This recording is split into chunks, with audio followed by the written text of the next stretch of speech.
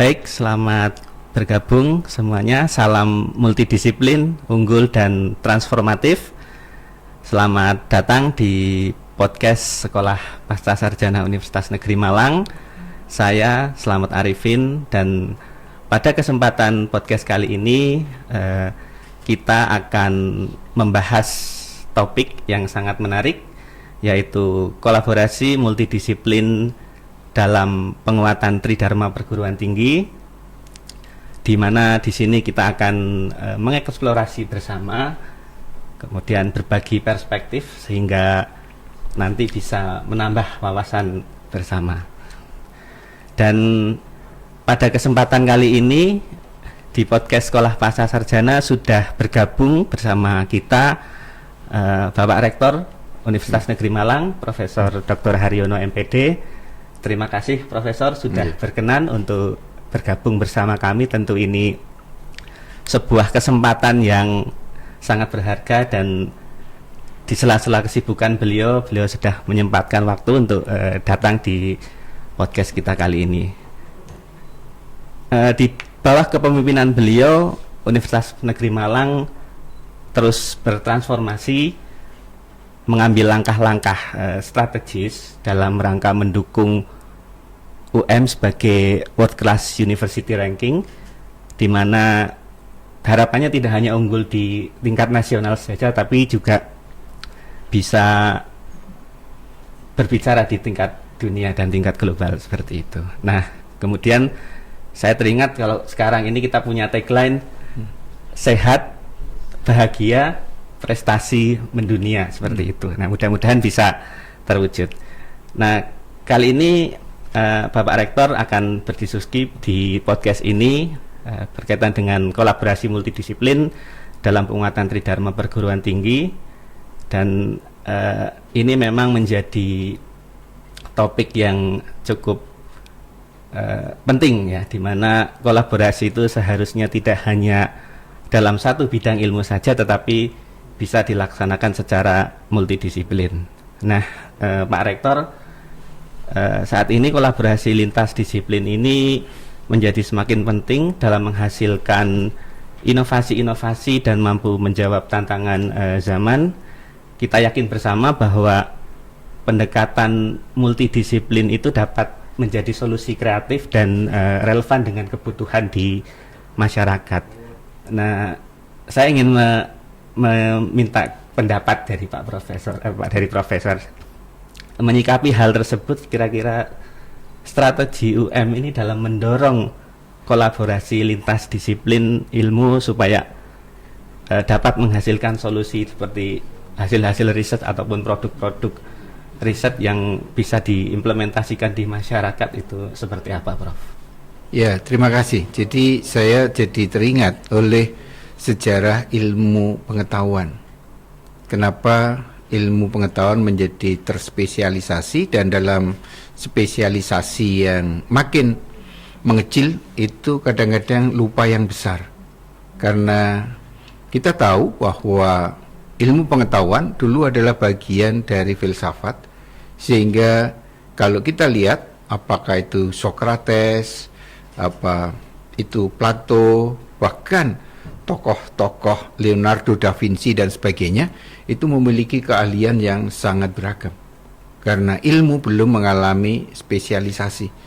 Tapi ketika ilmu pengetahuan mulai terpisah dari filsafat, sehingga dimensi teknis keilmuan itu lebih spesifik, kadang-kadang ilmu mirip anak yang tidak pernah menjenguk ibunya.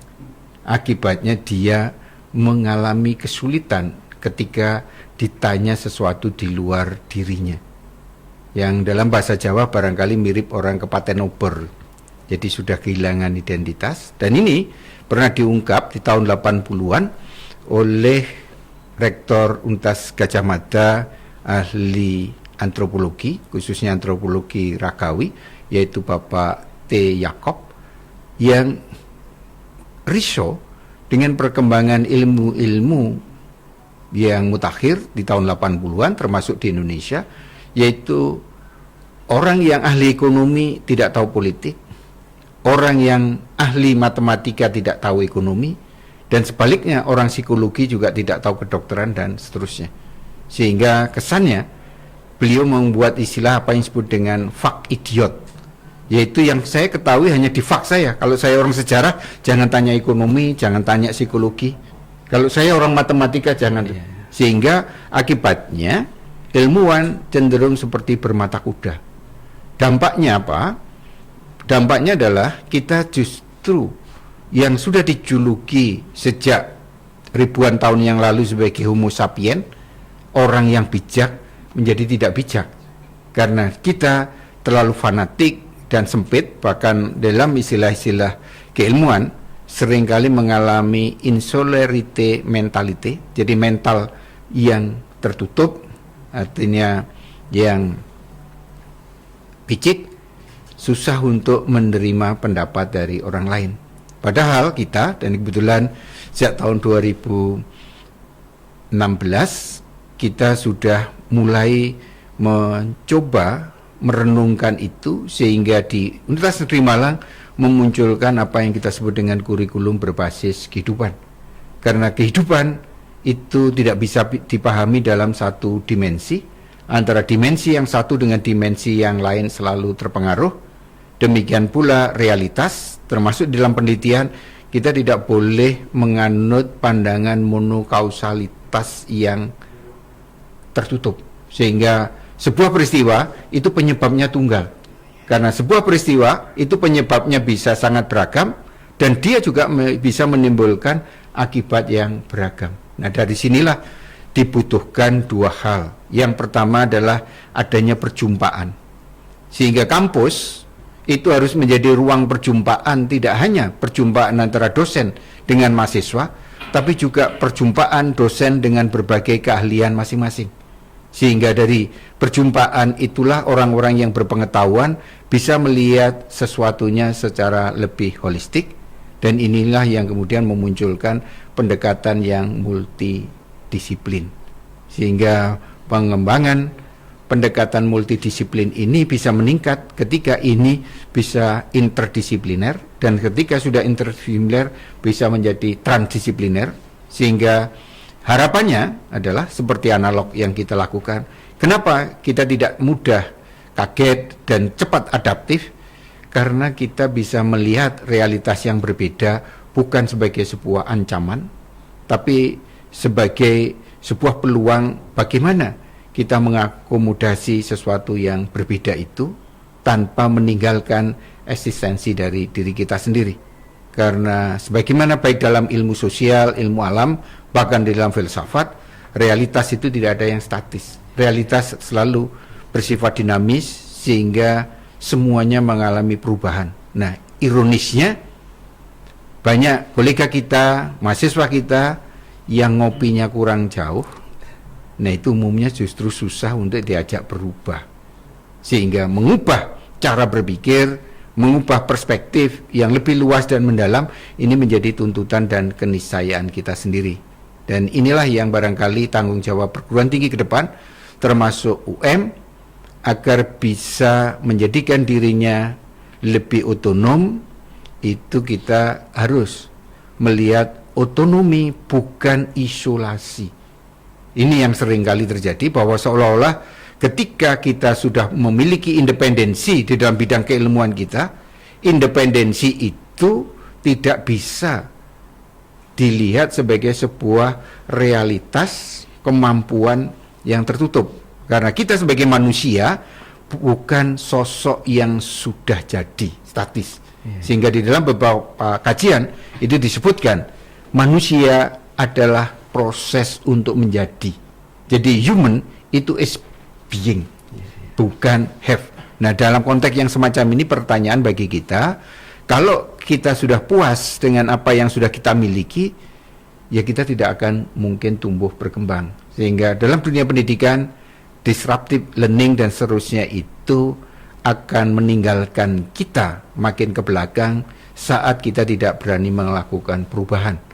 Karena seorang pakar fisika teoretik yang kemudian menggeluti filsafat dan sejarah ilmu pengetahuan, Thomas Kuhn, itu dalam bukunya yang sangat klasik dan fenomenal scientific revolution, menjelaskan perubahan-perubahan ilmu pengetahuan dan teknologi itu tidak bisa dilakukan dengan sesaat.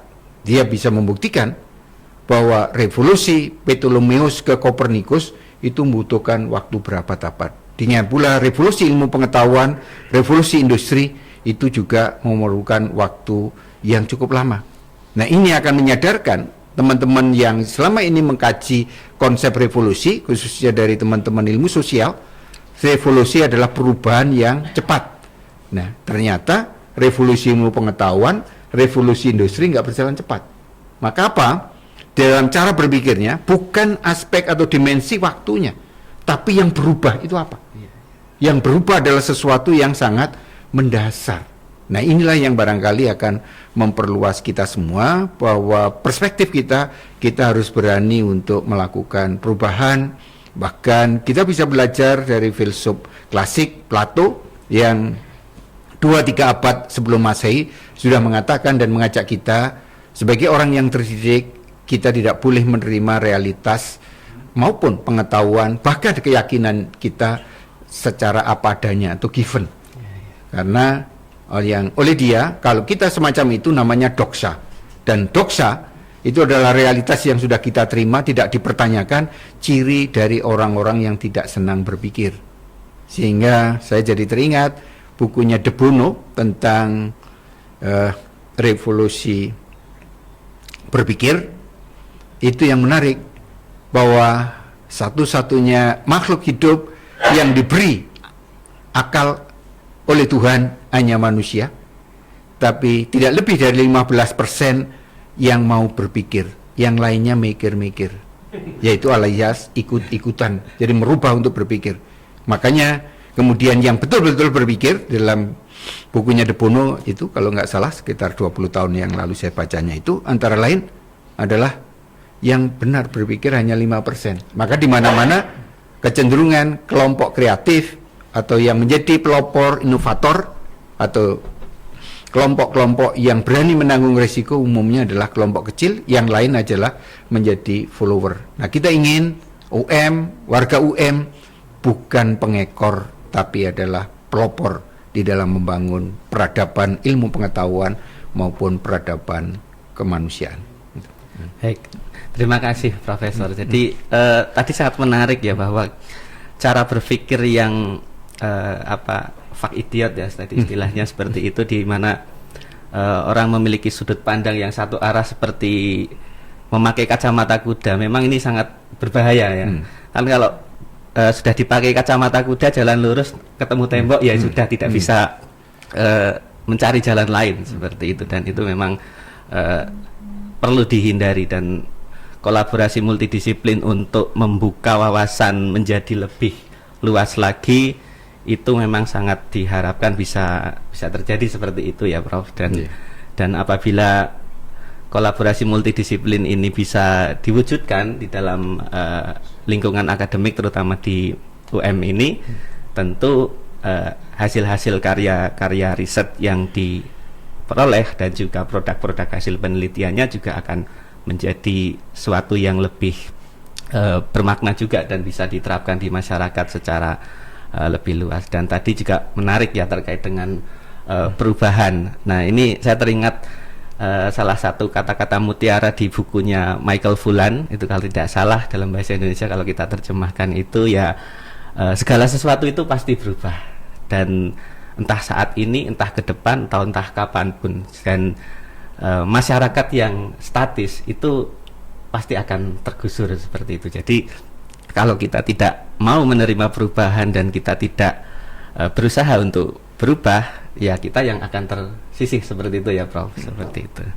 Nah, kemudian tadi juga sudah sedikit sempat menyinggung ya, bahwa Profesor menyampaikan terkait dengan disruptive learning. Nah, kemudian di UM ini kita memiliki 2 pusat unggulan, yaitu DLI dan KEMRI, Disruptive Learning Innovation, dan Central of Advanced Material and Renewable Energy. Itu adalah 2 pusat unggulan yang sudah diakui lah secara nasional seperti itu. Dan saya juga mengetahui bahwa ada rintisan-rintisan pusat unggulan yang dicoba untuk dikembangkan di setiap fakultas, di mana itu juga tentunya ditujukan supaya inovasi-inovasi yang ada di UM itu bisa lebih optimal kembali. Saya ingin menanyakan hal ini, bagaimana upaya yang dilakukan oleh UM sendiri dalam menjadikan pusat-pusat unggulan ini nantinya sebagai pusat unggulan yang mampu menghasilkan karya-karya penelitian, karya-karya produk-produk yang bisa dihilirisasi ke masyarakat seperti itu, Prof. Makasih ya. Jadi sebelum menjawab itu saya jadi teringat apa yang kalau nggak salah sampaikan oleh Thomas Aquinas itu tentang one book perspektif, supaya kita tidak punya perspektif tunggal. Iya, karena yang dibaca hanya satu buku, itu maka kita harus banyak baca buku, baik buku yang kita geluti maupun yang mungkin tidak secara langsung terkait dengan bidang kita.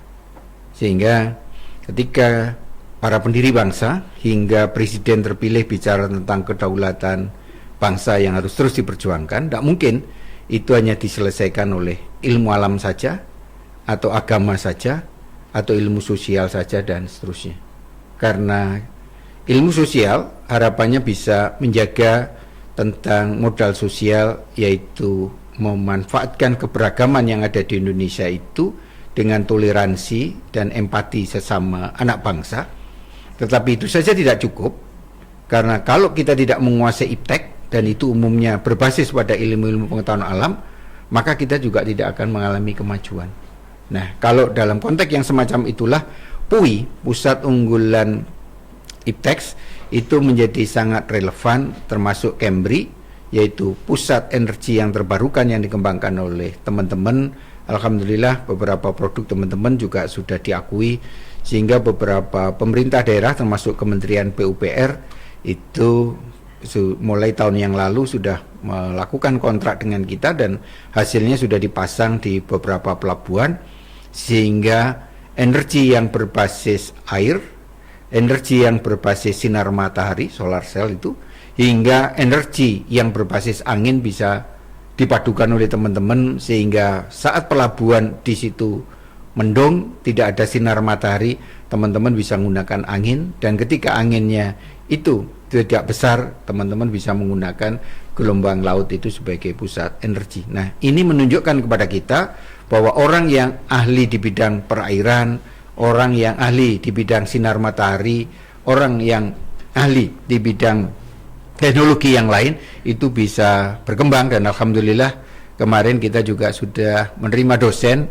yang notabene juga anak kita, di mana dia ketika mengambil S3 di Jepang itu sudah mempelajari generasi ketiga dari sel solar.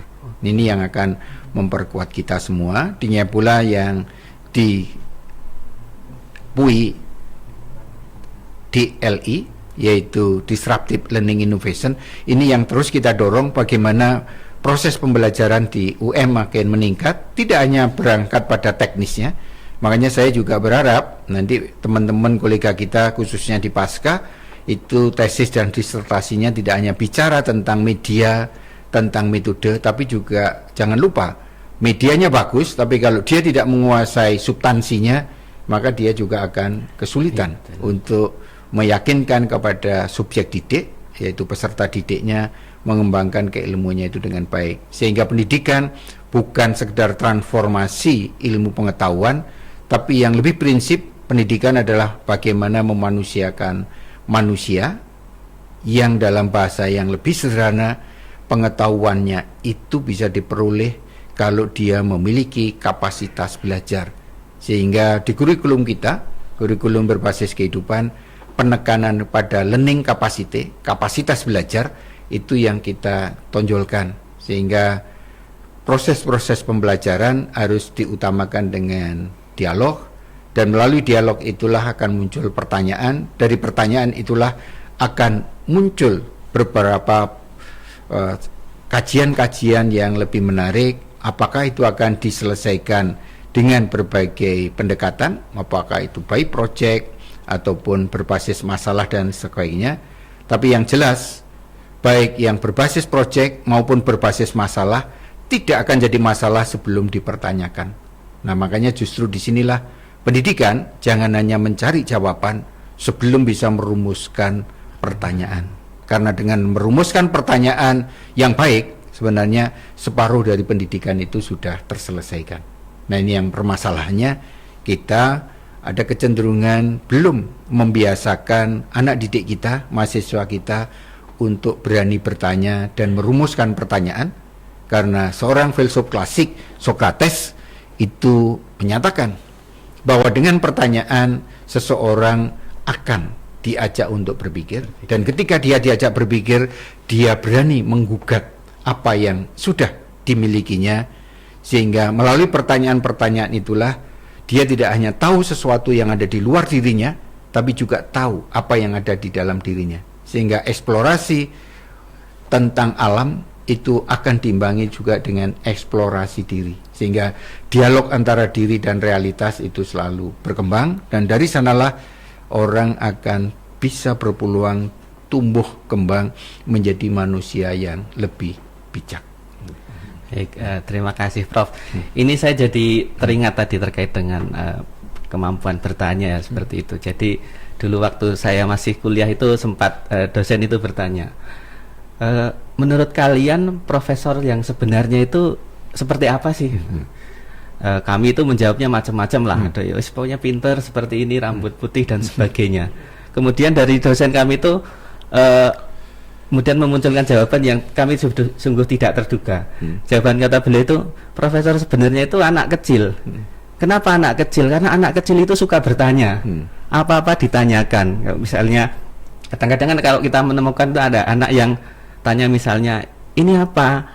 Ballpoint apa gitu kan? Ballpoint untuk menulis apa? Seperti itu. Anak-anak kan tipikalnya seperti itu. Namun kadang-kadang seperti ini, Prof. Ketika keluarga itu memiliki anak yang suka bertanya seperti itu, kemudian akhirnya dicap cerewet gitu atau banyak tanya seperti itu, akhirnya kemudian sampai dewasa akhirnya keinginan untuk bertanyanya jadi lambat laun itu luntur seperti itu, Prof. Nah, itu mungkin menjadi ini juga ya, konsen bahwa memang kebiasaan untuk memunculkan pertanyaan dan sebagainya itu harus memang dipupuk sejak dini seperti itu ya, Prof. Sejak masih kanak-kanak seperti itu. Nah, kemudian saya ingin menyambungkan dengan ini, Prof. Jadi tentu UM sebagai lembaga pendidikan tinggi juga harus berkolaborasi dengan masyarakat, dan kebetulan kita di sini memiliki selain menaungi lembaga pendidikan tinggi, UM juga memiliki sekolah lab yang ada di Malang dan di Blitar, dan itu juga sudah ada dari jenjang early childhood education sampai ke sekolah menengah seperti itu. Nah, tentu tadi kalau kita sambungkan, yang kita inginkan juga kan untuk menciptakan anak-anak yang ada di sekolah-sekolah itu nanti supaya bisa berkembang untuk masa depan. Nah, saya ingin menanyakan kepada Profesor, sekiranya seperti apa sih kolaborasi yang seharusnya kita bisa jalin antara lembaga pendidikan tinggi dengan sekolah supaya link and match-nya itu jalan seperti itu. Ya, tentunya kita sadar bahwa kampus itu adalah representasi dari realitas, baik realitas masyarakat maupun realitas negara. Karena sejak awal kampus adalah bagian dari masyarakat, bagian dari bangsa. Nah, sekarang permasalahannya kan gimana relasi antara kampus dengan masyarakat, kampus dengan negara, supaya relasi itu bisa berjalan dinamis tanpa mengganggu atau menciptakan anomali-anomali yang tidak bagus. Tentunya ya kita ingin bagaimana relasi itu terus dipikirkan, dikembangkan sesuai dengan tantangan zaman. Salah satu contoh saja, ketika kita memiliki sekolah lab, kita ingin teman-teman kita yang profesor itu berkenan mengajar di sekolah. Tapi kita juga sadar ternyata tidak semua profesor yang ahli di bidangnya ketika berkomunikasi dengan murid apakah itu murid SD, SMP atau SMA, itu lebih hebat dibanding gurunya. Nah, ini yang menarik bagi kita, bahwa justru disinilah nanti kita menyadari, karena seorang profesor itu bukan orang yang ahli segala-galanya. Mungkin dia ahli di bidang matematika, ahli di fisika atau ahli sejarah, tapi ketika dia kemampuan atau kecerdasan sosial khususnya dalam komunikasi itu tidak bagus, maka ada hambatan, ada barrier. Sehingga problem pendidikan bukan semata-mata penguasaan tentang bidang ilmu tertentu, tapi bagaimana komunikasi, dialog itu bisa menjadi lebih baik lagi. Jadi selalu kita adakan evaluasi, dan dari sana kita sadar bahwa pendidikan itu bukan semata-mata menguasai subjek materi tertentu, tapi yang utama justru bagaimana dialog. Kemudian dari dialog itu sama-sama baik guru maupun murid itu selalu mencari kebenaran, sehingga apa yang pernah ditulis dan dikembangkan oleh pakar pendidikan dari Brasil, yaitu Paulo Freire, pendidikan itu justru harus dimulai dari dialog. Dengan dialog itulah orang bisa menemukan jati dirinya, karena pendidikan bukan sekedar proses masifikasi, tapi adalah proses konsientisasi, proses penyadaran. Dan konsep Freire yang berkembang di tahun 60-an ini, ketika kita tarik kepada pikiran-pikiran Ki Hajar Dewantara di tahun 20-30-an, justru Ki Hajar Dewantara sudah mulai berpikir situ. Sehingga anak biarkanlah tumbuh dengan wajar. Nah, sekarang ini seperti yang tadi Mas Slamet sampaikan, justru banyak orang tua itu yang nggak siap kalau anaknya bertanya, karena kita sadar di dalam masyarakat kita yang masih agraris, masyarakat yang tertutup, individualitas belum dihargai. Individualitas berbeda dengan individualisme ya. Individualitas adalah proses mengembangkan diri agar eksistensi dirinya itu bisa tumbuh. Makanya dalam proses penilaian di dalam dunia pendidikan pun orang dinilai secara individu. Kenapa dia dapat nilai 7, kenapa dia dapat 8? Karena ketika dia memiliki kompetensi dan memiliki kesadaran individualitas itu, di mana di barat itu mulai tumbuh dengan pesat, akan muncul rasa tanggung jawab. Karena kita juga sadar di dalam masyarakat kita yang relatif tertutup atau feudal atau yang cenderung komunal dengan ketat, itu biasanya individu mudah bersembunyi di balik kita. Aku tidak berani berada di depan kita, tapi aku selalu bersembunyi di kita. Nah, padahal kalau kita inginkan bahwa aku itu harus tumbuh sehingga otonomi diri itu tumbuh, maka ketika aku dan aku itu saling bertemu, terutama aku dengan kau, aku tidak ada tanpa kau, kau tidak ada tanpa kau. Karena ada itu adalah proses mengada, sehingga antara aku dan kau saling mengada dalam membangun peradaban. Baik, terima kasih sekali Prof. Ini sungguh sangat mencerahkan ya, bagaimana pandangan-pandangan yang disampaikan oleh beliau. Tadi juga sedikit saya menyinggung yang terkait dengan pemikiran Ki Hajar ya, bahwa ya kita harus bisa mendidik anak, kalau istilahnya mungkin sesuai dengan kodrat alam dan kodrat zaman seperti itu nih Prof, sehingga mereka nanti bisa tumbuh kembang dan menjadi generasi-generasi yang siap di masa mendatang. Baik, Profesor, terima kasih sekali atas diskusi kita yang sangat menarik hari ini. Namun sebelum ditutup, ini satu pertanyaan terakhir, Profesor. Sekolah Pasca Sarjana ini kan sebagai unit kerja setingkat dengan fakultas di Universitas Negeri Malang yang menaungi prodi-prodi multidisiplin seperti itu. Nah, dengan kami memiliki tagline multidisiplin, unggul dan transformatif yang diusung oleh Sekolah Pasca Sarjana ini, bagaimana Pak Rektor melihat peran SPS ini seharusnya berjalan? Apa harapan besar dari Pak Rektor terhadap Sekolah Pasca Sarjana ini supaya terus semakin berkembang?